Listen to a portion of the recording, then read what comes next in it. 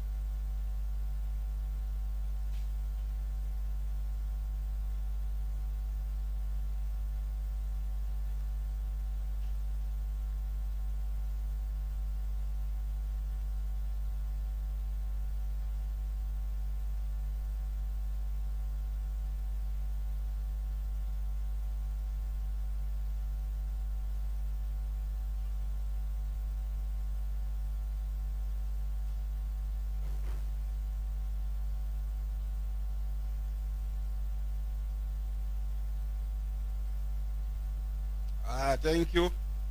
Now let's confirm if we have 47 votes there.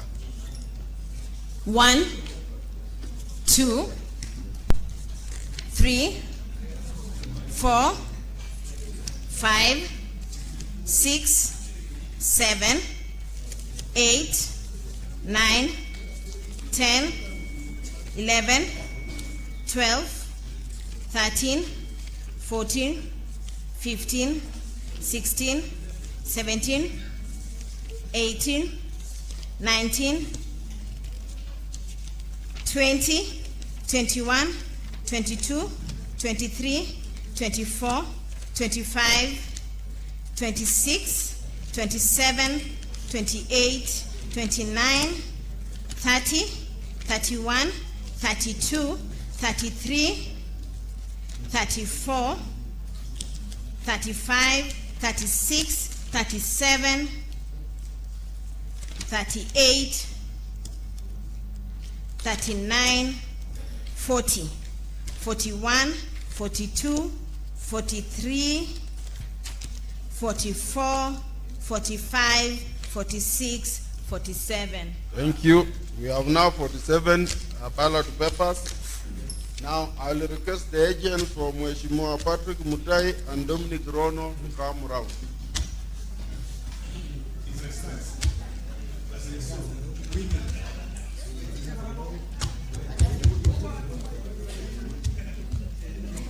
Now, Sergeant at Arms, Gilbert Kirui, you will be holding papers for Patrick Mutai. Sarah will be holding papers for Dominic Rono. Now, I start. Agents, kindly please start counting now. Dominic Rono. Wow. Patrick Mutai. Patrick Mutai. Patrick Mutai. Yes. Patrick Mutai. Yes. Dominic Rono. Patrick Mutai. Yes. Patrick Mutai. Yes. Patrick Mutai. Yes. Patrick Mutai. Yes. Patrick Mutai. Yes. Patrick Mutai. Yes. Dominic Rono. Patrick Mutai. Yes. Patrick Mutai. Yes.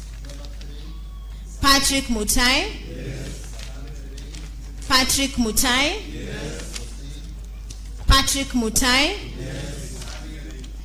Dominic Rono. Dominic Rono. Patrick Mutai. Patrick Mutai. Patrick Mutai. Patrick Mutai. Dominic Rono. Patrick Mutai. Dominic Rono. Patrick Mutai. Patrick Mutai. Patrick Mutai. Patrick Mutai. Dominic Rono. Patrick Mutai. Patrick Mutai.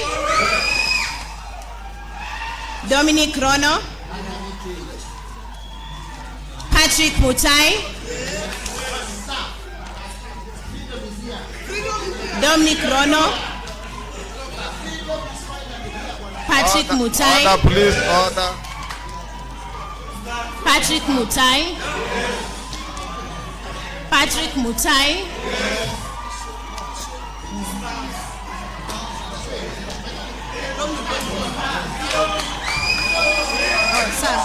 Dominic Rono. Dominic Rono. Patrick Mutai. Dominic Rono. Dominic Rono. Dominic Rono. Dominic Rono. Patrick Mutai. Order, order, order, order. I'll now request order, order, order, order, please. No. Honorable Mheshimiwa Cheriot Bed, kindly be seated. Now, we count now. Just a minute. Now, let's count the votes for Patrick Mutai. For Patrick Mutai. Yes. 1, 2, 3,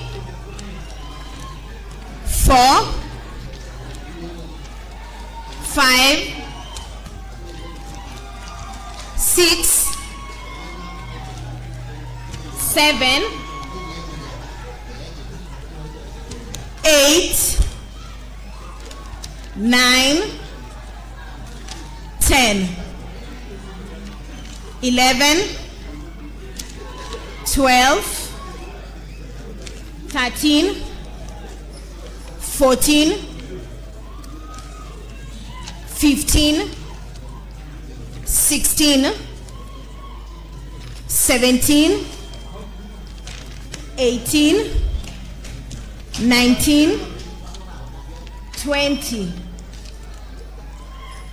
21, 22, 23, 24, 25, 26, 27, 28, 29, 30, 31. Now, kindly count the votes for Dominic Rono. Dominic Rono. 1, 2, 3, 4, 5, 6, 7, 8, 9, 10, 11, 12, 13,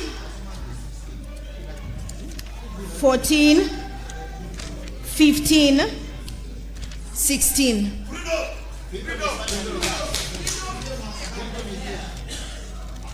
Honorable members,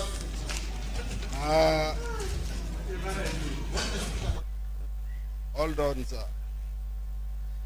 We have that 1 plus 16 is equal to 47, correct? Now, I declare that Patrick Cheriot Mutai is going to be our new speaker. Kindly, Sergeant at Arms, go and search. Go and search. And find the said candidate and bring him here.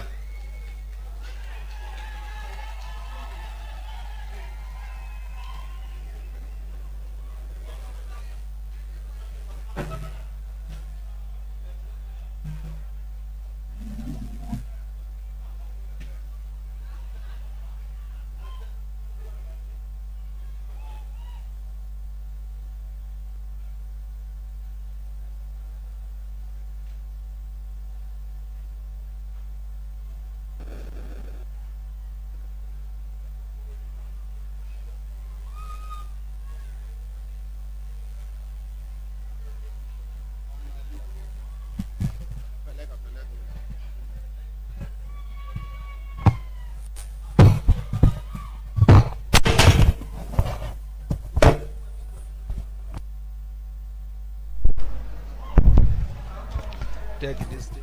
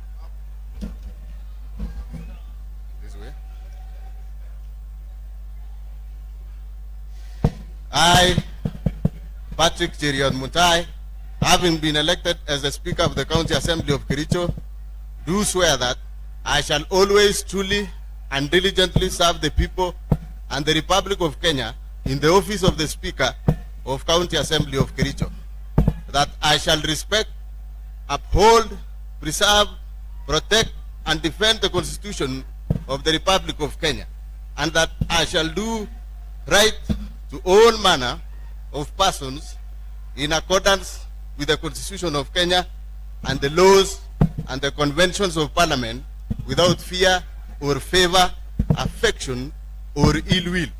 So help me God.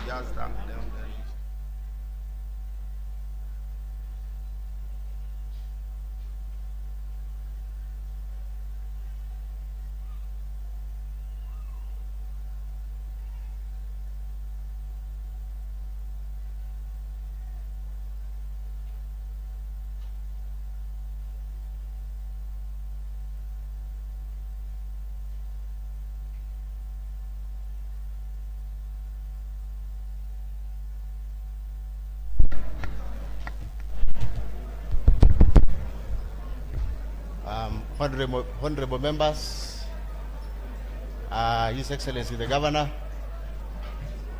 Honorable Senator. First, I want to take this opportunity to thank God for this chance He has given me to be the Speaker of Kericho County Assembly. Secondly, honorable members, is to thank you, particularly those who voted for me and all of us, and to say this, that as your Speaker, I will serve you diligently, without favor, and we will together jointly work hard to ensure that our county government serves the residents of Kericho County. To His Excellency the Governor, our role is very clear as a county assembly. Our main role really will be to oversight the county executive. I want to assure you this, that we will do it in accordance with the law, objectively, to ensure that the functions and the resources, to this county government is channeled towards the programs that needs to be implemented. To our Senator, I want to thank you and thank your presence here. Again, we know that the Senate, which is the upper house, deals with matters devolution. The thing that I can assure the leadership of Kericho County, honorable members, is that we shall be consulting closely, all of us, to ensure that whatever comes to our county government is implemented in accordance with the law. I want to sincerely say that today I'm happy. At last, I am told the freedom is here.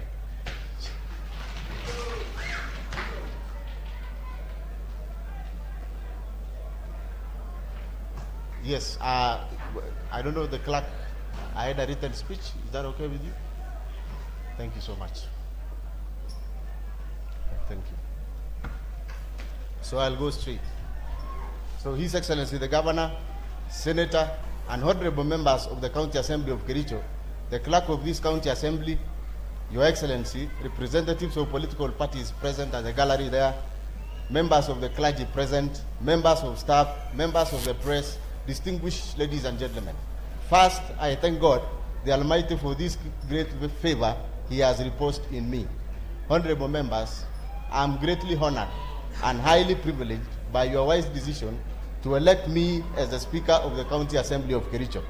I hereby humbly submit to the will of this honorable House and thank you for all believing in me. Through the just concluded democratic process, you have bestowed on me immense confidence and trust. Rest assured that I do not take it for granted. I see myself here as a blessing to this third assembly, albeit with great responsibility. To my worthy competitors, thank you for upholding a high degree of democracy. I have to thank the clerk of this assembly for professionally guiding this House during the ongoing transition period. His priceless and unconditional counsel will further be valued in future.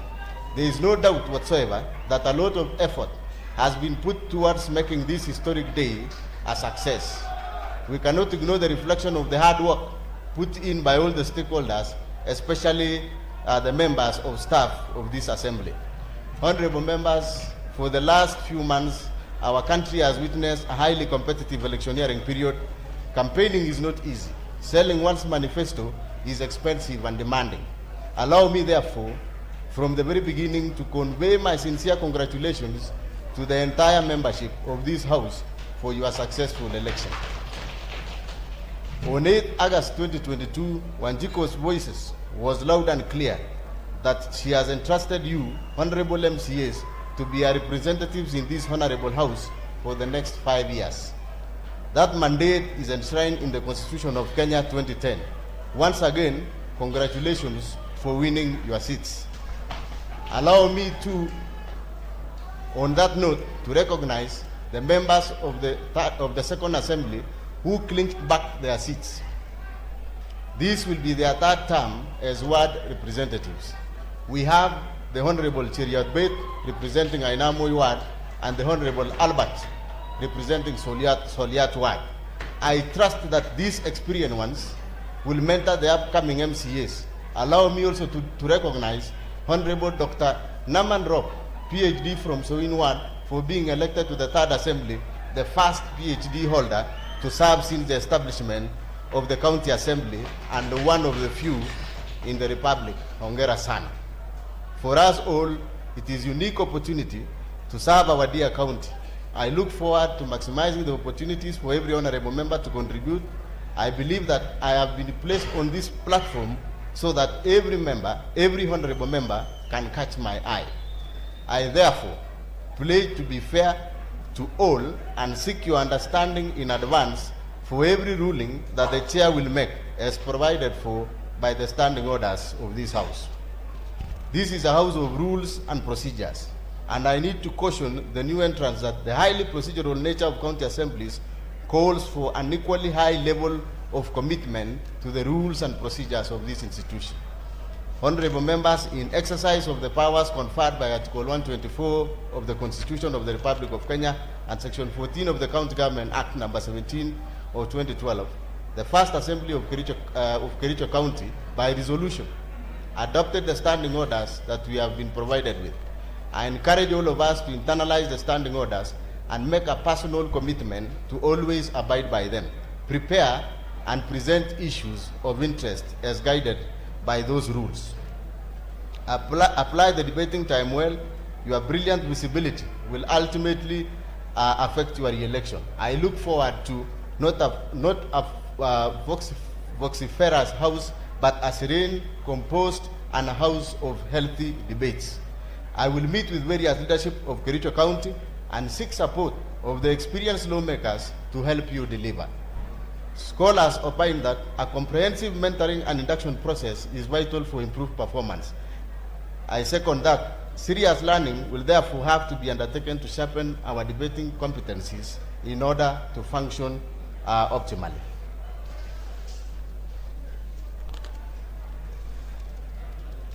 All of you, irrespective of gender, religion, party, affiliation, age, or tribe, must be guided by the mandate given to the government to establish a vibrant society anchored on the principles of fairness and equality of opportunities. As the legislative arm of this county government, we will be expected to offer the requisite inspiration, guidance, and confidence. Therefore, it is our duty to conduct ourselves with decorum, consistently, observe the due processes, and uphold the rule of law, legality, and the culture of constitutionalism. Allow me, honorable members, to note that in the previous assembly, we had one elected female MCA from a total of 30 elected honorable members. Today, we have one female MCA elected. I particularly want to acknowledge and applaud Honorable Anita Biegon, the newly elected member of Assembly representing Chemosot Ward. Honorable Anita is a true reflection of the audacious women who are successfully plunging into the high strata of the male-dominated political arena. This county assembly prides in having created a platform that shaped the sharp debating competencies, strong oversight and legislation skills possessed by the honorable member. We wish her God's blessings as she undertakes her new mandate. My plea, therefore, is that the female honorable members of county assembly who are in this assembly be assisted to become effective role models in qualitative governance. I have some ideas I will share with the leadership towards realizing that objective as time goes by. Indeed, there is a compelling need for comprehensive study of the factors which militate against the effective representation of a woman in our county.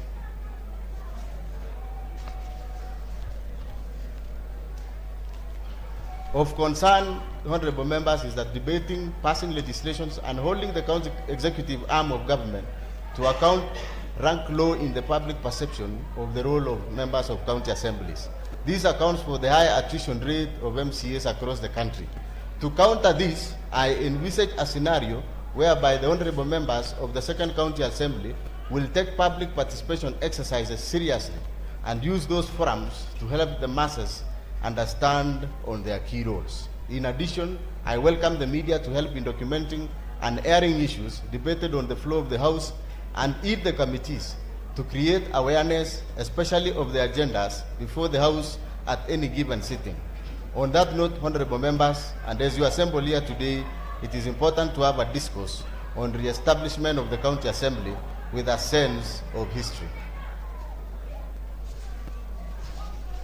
Honorable members, I'm not under any illusion as I take the mantle of leadership of this House.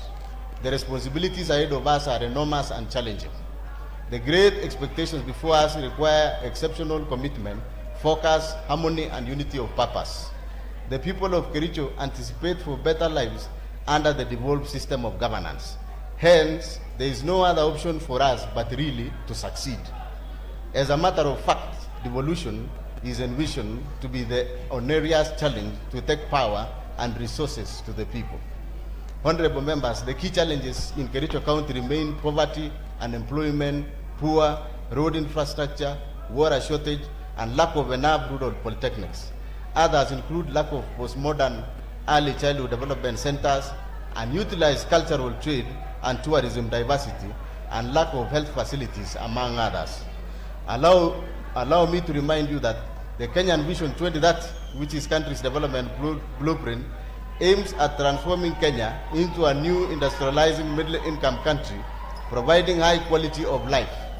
We have an obligation, therefore, to ensure that we make contribution to this particular vision, especially in realizing that the potential to promote growth and development at the world levels and to stir our rural economies. Honorable members, the capacity and scope of the committees of the Assembly deserve attention. They are the workshops of this Assembly. Should the committees be weak, this Assembly will be seriously dented. Not only should your committees be sharp in their routine tasks, but also they should be vibrant and exercise singular initiatives in inquiring into all matters of public interest impartially. This inquisitorial power must be applied to its logical conclusion. Through the committees, therefore, I welcome all the honorable members to act within the law, proactively, responsibly, and with appropriate capacity on all the devolved functions. In order to improve efficiency and transparency in the operations of this honorable House, the leaders of the Second Assembly saw the need to refurbish the precincts of this Assembly. We applaud them for that. We are true that the fact that there is need for modern chamber, committee rooms, library, among other essential structures that will create a parliamentary environment that is accessible, secure, and transparent. I urge for your patience and understanding as that exercise is still ongoing. Honorable members, going forward, I believe that together with the County Assembly's Forum, the Council of Governors, COG, and the societies of clerks at the table, we will unite in seeking the needed assistance for MCAs to especially improve their working conditions and welfare. We should seriously better the lot of our MCAs. Honorable members, you enjoy immunity while on the floor of the House and immense privileges which cannot be told with by any person, body, or authority. I shall help to maintain this without fail, but allow me to quote our forefathers who asserted that to whom much is given, much is expected. The dictum must guide us all because privileges come with responsibilities.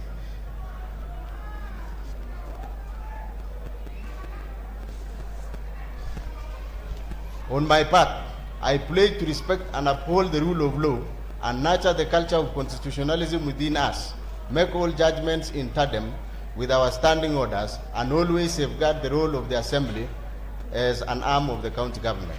Honorable members, let us resolve to do something different in the lifetime of this third Assembly. I urge for cooperation from all and sundry to make our stewardship a success. Once again, I want to thank all the honorable members and congratulate them for making to this third Assembly. Honorable members, God bless you all. God bless the county of Kericho. Now,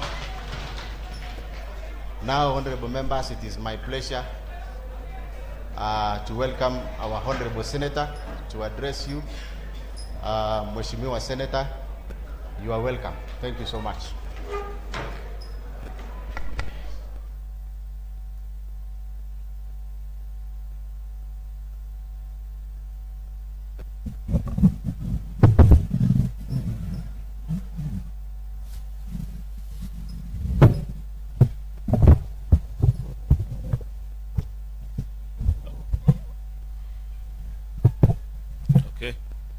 Thank you, Honorable Speaker.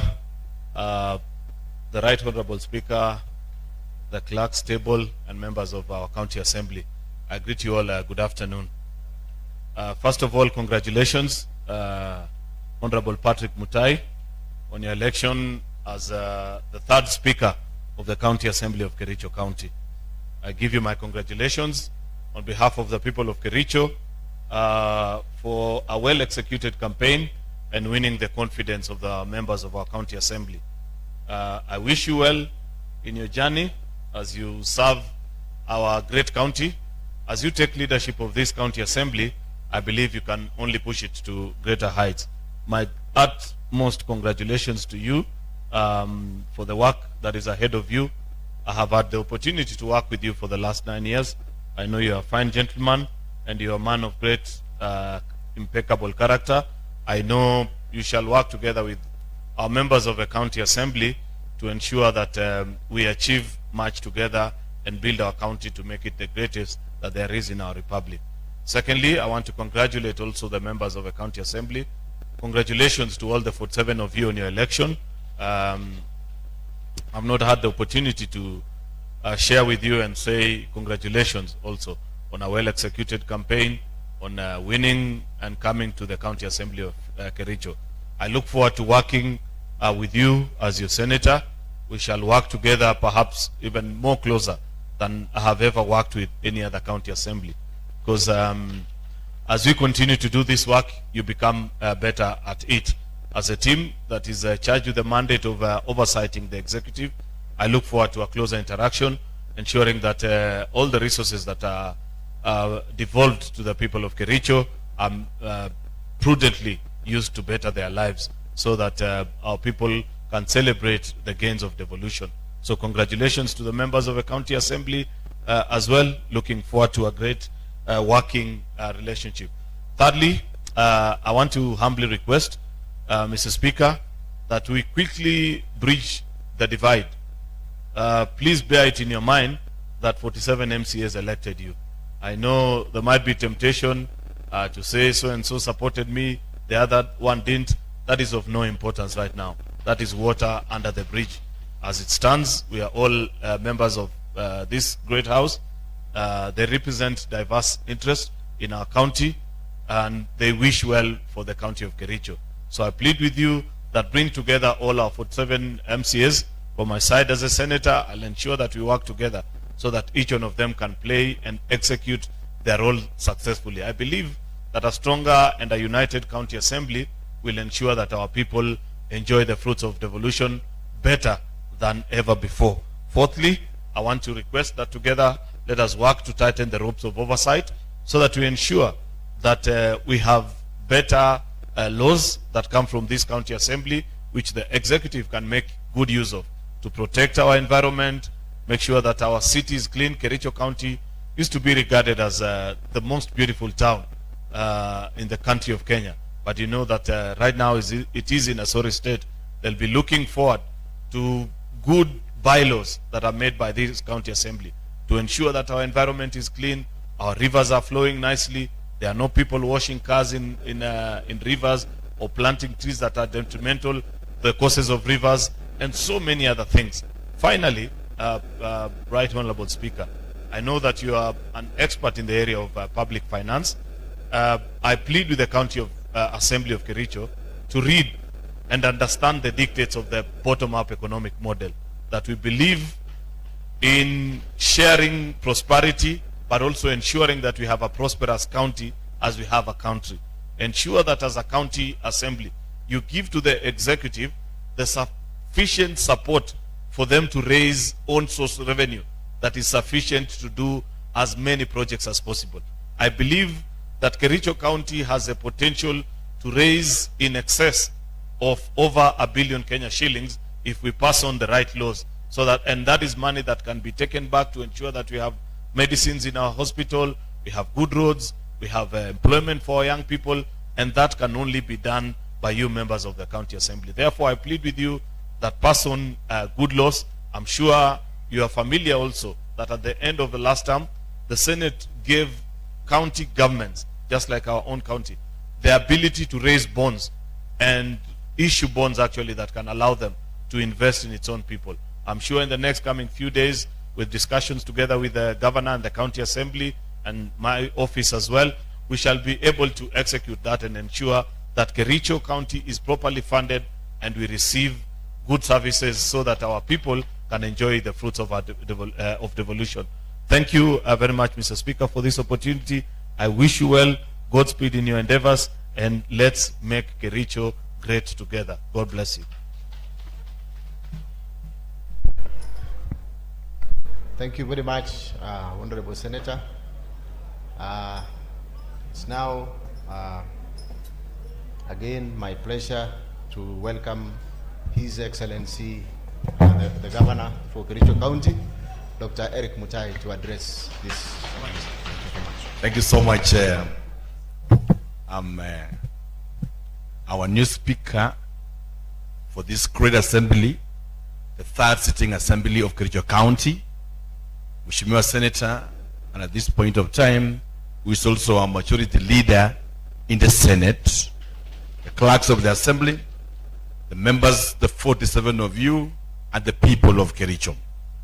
I want to take this opportunity to convey my deepest congratulations to the newly elected Speaker, Dr. Patrick Mutai. Thank you. I know you are able to the task. I have related with you and have quite a deep personal relations with you, and I know your capacity on matters assembly and on matters the executive. I trust and believe that your knowledge with the executive, having worked there for the last 10 years, will richen the debates that are going to emerge in this house so that you are able to have functional county government and a better devolved unit. I also trust that these 47 people, the 47 waheshimiwa here, 30 of them are elected.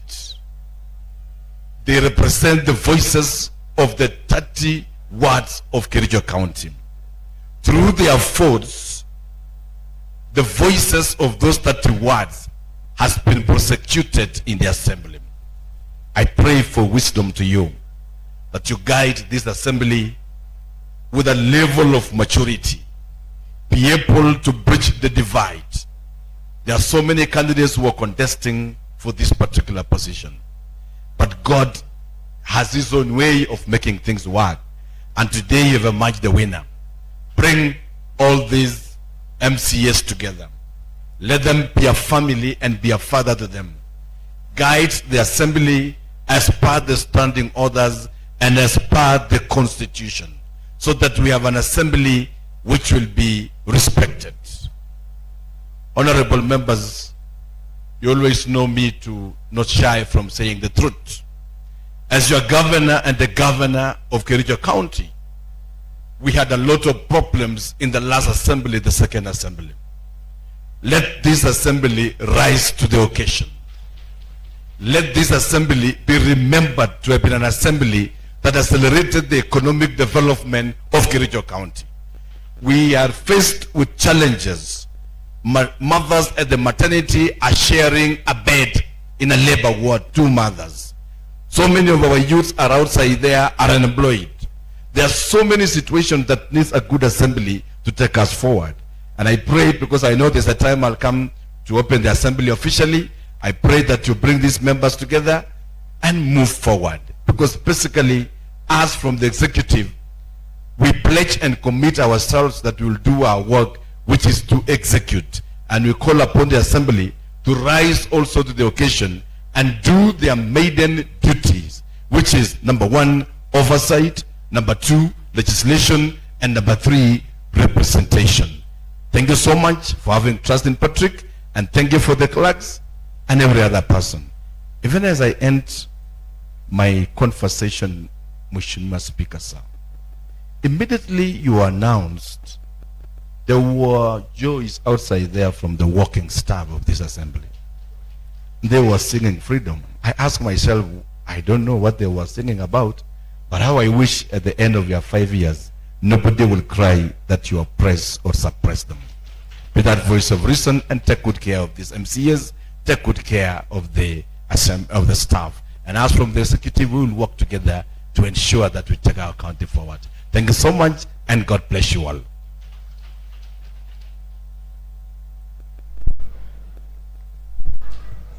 Thank you so much, His Excellency the Governor and our Senator.